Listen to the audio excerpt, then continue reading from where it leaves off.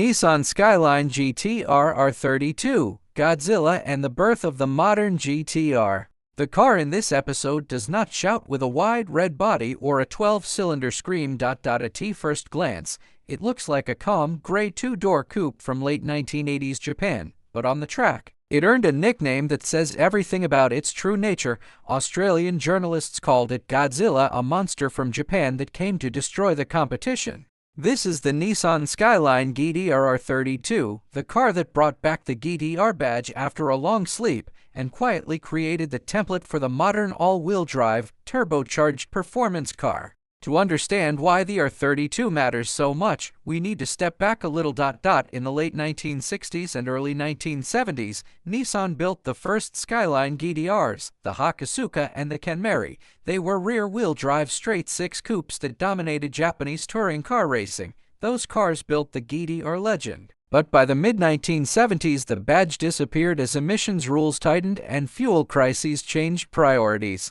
Fast forward to the late 1980s, Japan was deep in its economic bubble, and performance car development was intense. Manufacturers were fighting for prestige in group touring car racing, and in showrooms, Nissan wanted to return to the top of the podium, and also to create a new halo car for the Skyline range. The result was the R32 GT-R, launched at the very end of the decade, carrying the weight of history and the pressure of modern competition.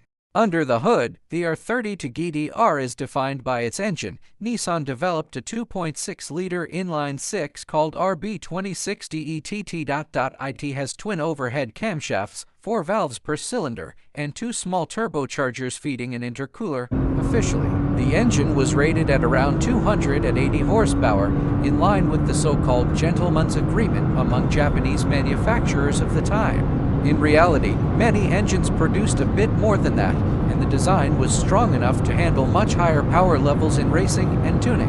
The RB26 has a cast iron block and a strong bottom end. Enthusiasts quickly discovered that with supporting modifications it could reliably deliver far beyond stock power figures. This made the GT-R not just fast out of the box, but also an ideal platform for tuners. Smooth, high revving. With a distinctive straight-six sound and the whistle of twin turbos, it gave the R32 a character that was both mechanical and modern. Power is only part of the story. What really set the R32 GT-R apart was its drivetrain and chassis technology.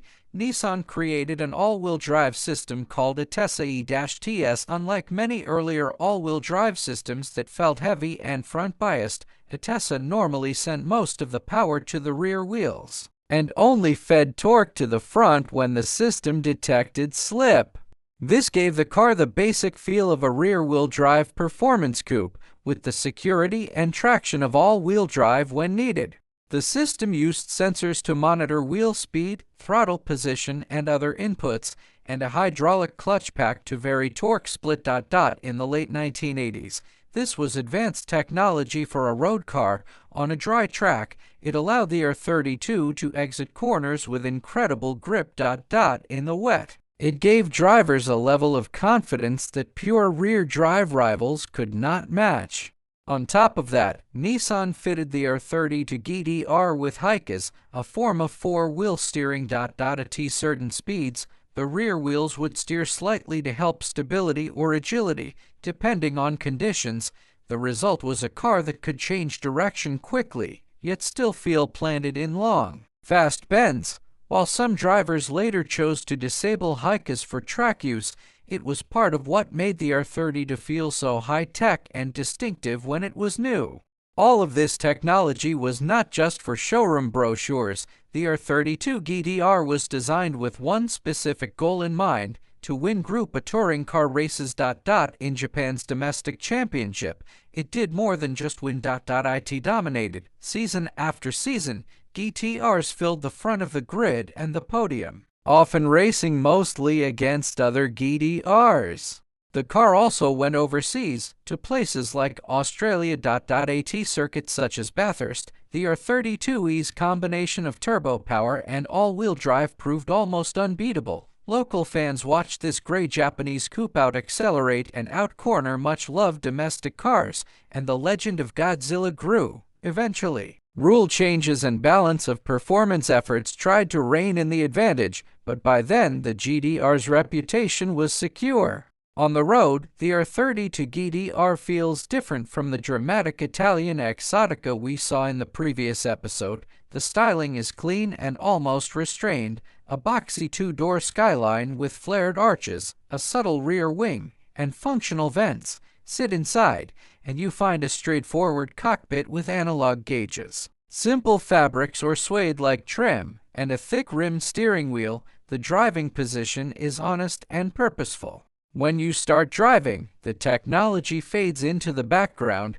the steering is direct, the chassis feels solid, and the car builds speed in a smooth, confident way. On a winding back road, the ATTESSA system quietly helps you put power down early out of corners. You do not have to fight the car. Instead, you work with it, and it makes you feel like a better driver. That feeling is a big part of the R32E's lasting appeal. Beyond the track and the real world, the R32 GT-R became a star in virtual worlds too. In the 1990s and 2000s, it appeared in racing games like Gran Turismo, where players around the world could finally experience Godzilla even if they lived in countries that never sold the car new. Anime, manga, and street racing stories helped cement the GT-R as one of the ultimate Japanese performance icons. As JDM culture spread globally, demand for clean R32 GT-Rs grew. Cars that once were just used performance coupes began to be recognized as important pieces of automotive history. Export rules, such as 25-year import regulations in some countries, created waves of interest as each model year became legal to bring in. Today, the R32 GT-R sits in an interesting place, not as rare or expensive as some exotic supercars, but no longer a cheap used car either. For modern buyers and enthusiasts, the key is to find a car with honest history and careful maintenance. Because many GT-Rs were modified for tuning or track use, completely stock examples are increasingly rare and highly prized. Rust can be an issue in certain climates, particularly around wheel arches and underbody areas, and the complex ATTESSA system and aging electronics need proper care. But when you find a good one, the combination of performance, heritage, and everyday usability is hard to match. In just a few years, the R32 Skyline GT-R transformed the GT-R badge from a dormant legend into a modern brand of its own. It proved that sophisticated electronics and all-wheel drive could enhance, rather than dilute, the experience of a driver's car, and it showed that a relatively understated coupe could earn a monster's nickname not through loud styling, but through relentless performance.